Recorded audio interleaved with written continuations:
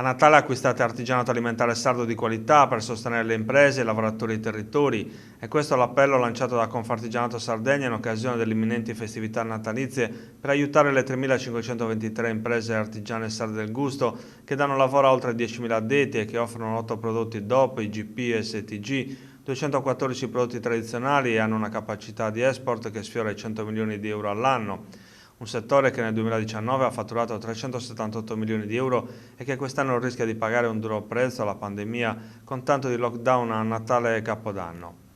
I dati elaborati dall'Ufficio Studi di Confartigianato nel dossier Food Economy di medie e piccole imprese e artigianato alimentare nel 2020 indica tra i prodotti più venduti pane, pasta, carne e salumi, ma anche formaggi, verdure, ortaggi e frutta, senza dimenticare i dolci e i vini, i distillati e le bevande.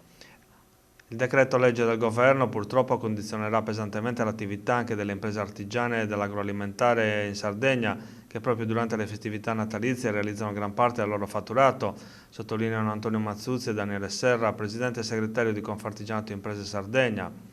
Comprendiamo l'esigenza di dare priorità alle misure di contenimento del contagio, ma auspichiamo che l'esecutivo metta in campo le risorse adeguate per compensare l'impatto delle disposizioni su tutti i settori.